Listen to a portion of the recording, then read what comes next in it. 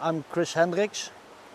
I'm from the Netherlands. I live in Norway, and the first time I heard from Tenkara was on the internet. There was a movie from Tenkara USA, and they're doing fly fishing without a reel. And the first thing that caught my eye was basically a rod with no reel.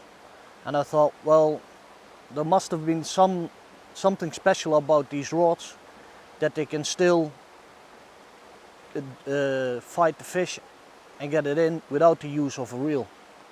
And then I started looking it up, and got intrigued about the presentation, the casting distance. I've never been such good of a caster, and my background is actually coarse fishing with a pole rod.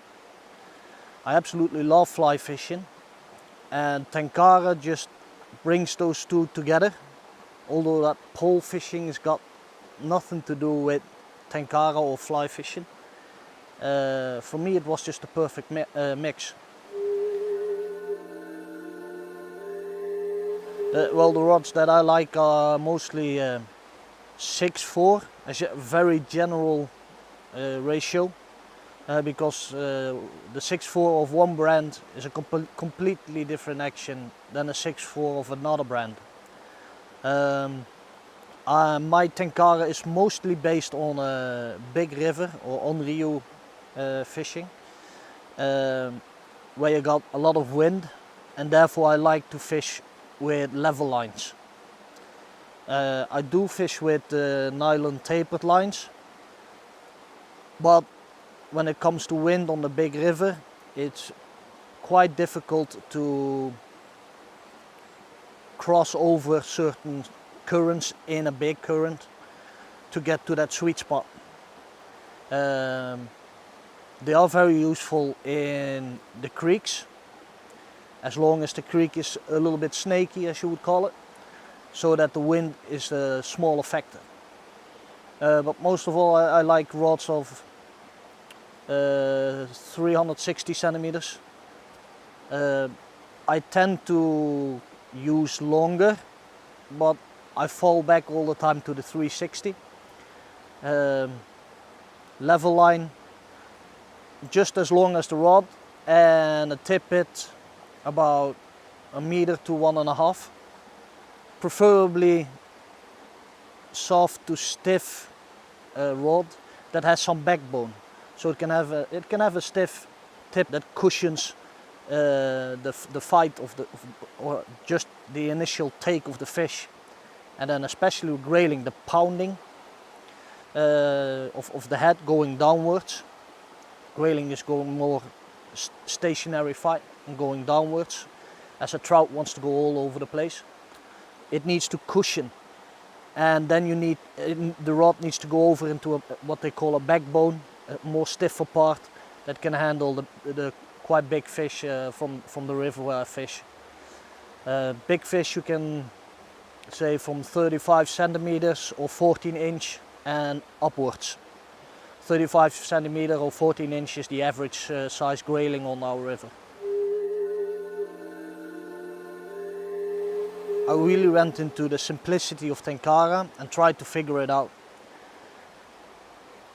A lot of people say to me, you use only those flies? Yes, I only use those flies. Is it really that simple?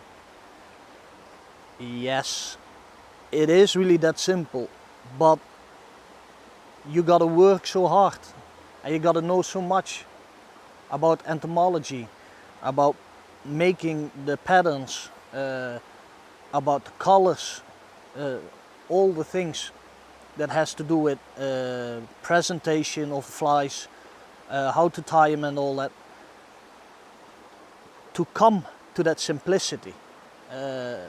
Like the proverb, no more, use less. I started out by having a lot of flies.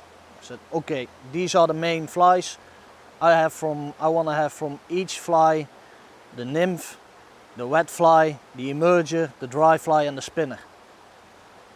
But I ended up with a box full of hundreds of flies, which almost never used. So that didn't work out. Then I met Tenkara, went a little bit into that simplicity, and then I went to my case and I thought, okay, which flies do I actually use? And I made a new selection. Came up to 20, I made a new selection. And now I've basically got 10, 12 flies that I need to have for my guiding. There's a difference between guiding and fishing for yourself. For guiding, you always need to have those couple flies just in case. I got 3 or 4 flies that only work for, one is the Sulfurea, will work, it's a yellow mayfly, it will only work for 1 week when they hatch. The other is one of the biggest mayflies, which is mostly known under the green drake. It's called Danica. 2 to 3 weeks. They may take them, they may not. When I moved to Norway, the river was literally boiling when that fly was hatching. Last 2 years, not so much, but you need to have it just in case. When it comes to what we call the traditional Japanese kabari, the Japanese flies, let's put it this way. You've got the Sakasa kabari, which are the forward wet flies, and you've got the normal kabari, which are also wet flies.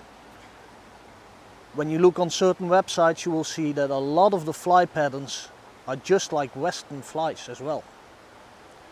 When I'm guiding, I want people to fall in love with fly fishing.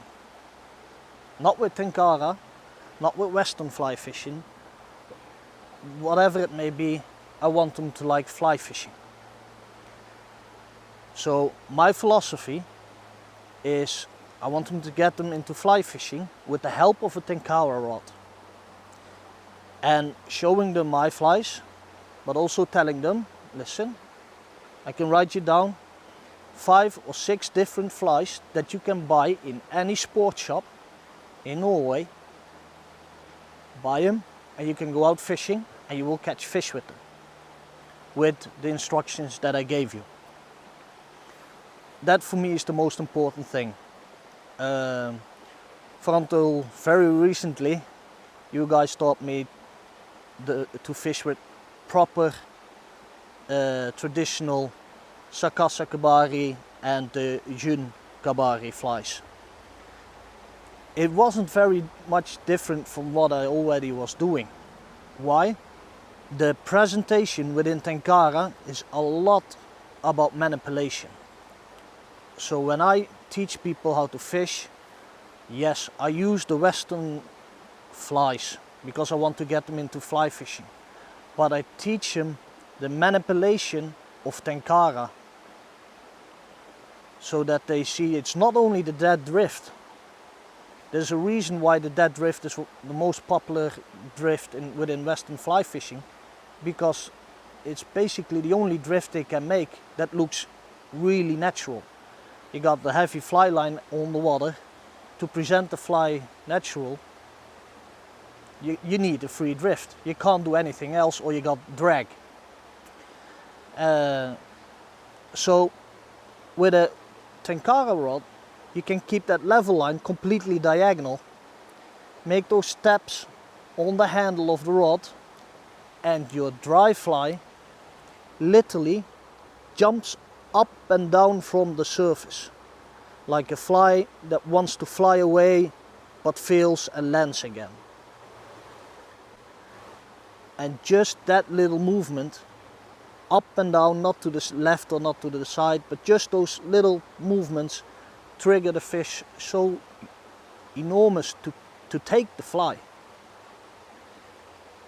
And because you keep all the line off the water, it is completely natural.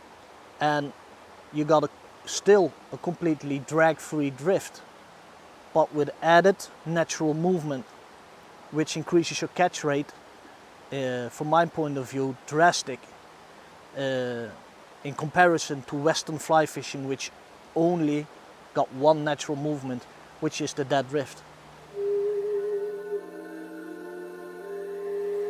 Of course, everyone wants to catch big fish, at least for a while.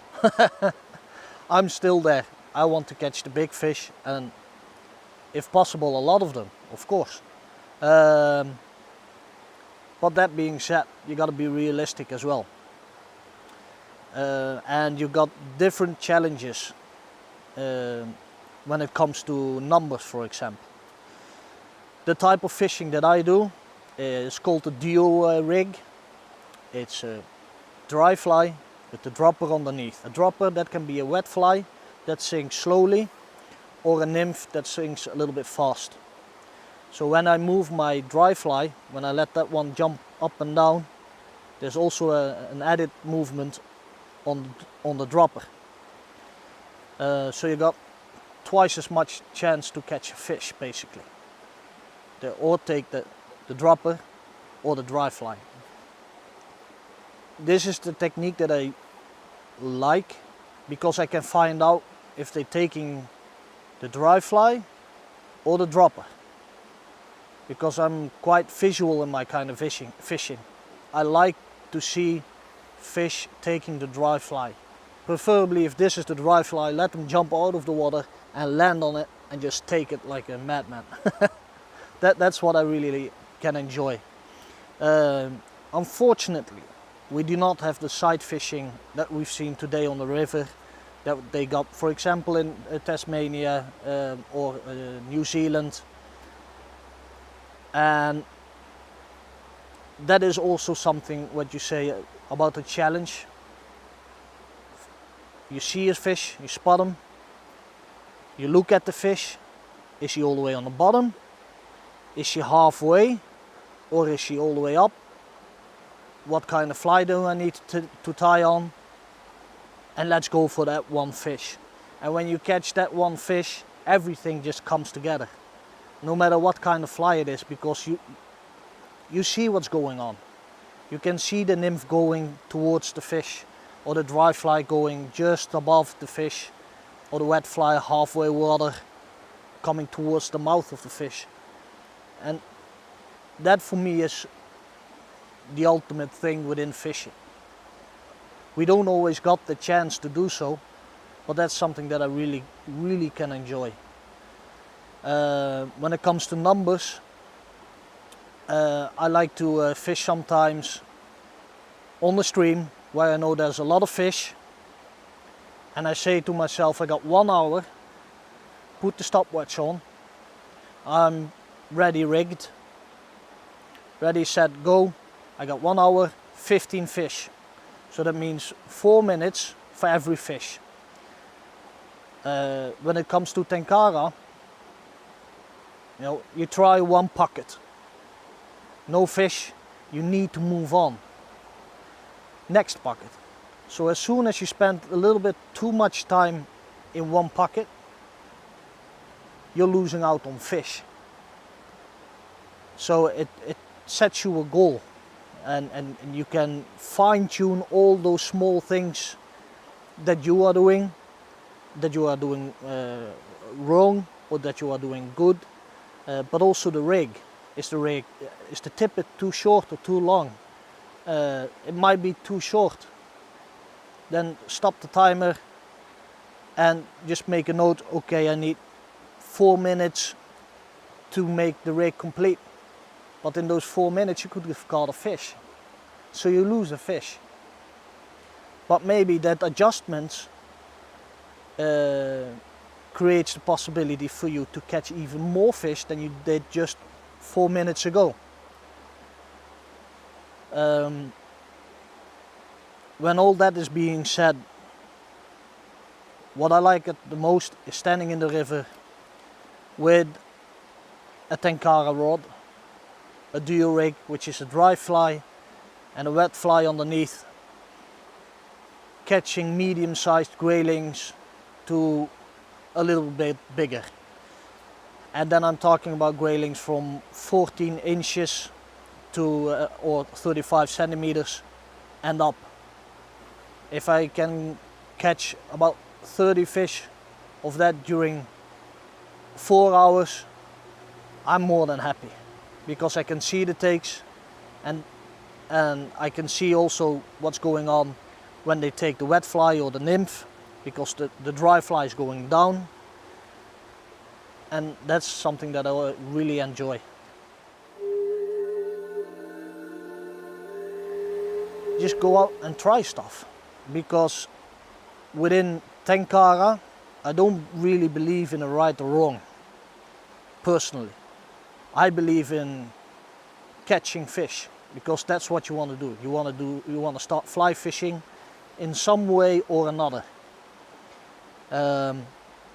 If that may be that you're still using a nylon line and you're fishing Western style technique with all the line on the water and you're catching fish with that, it's fine.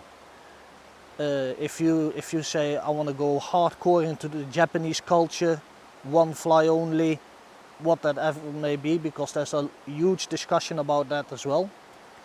But if you want to do that, one fly for a whole season, level line, tippet, or even the horse lines.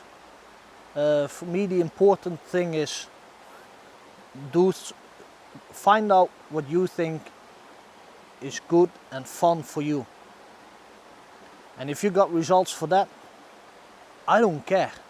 I want people to go out and fish, preferably fly fishing.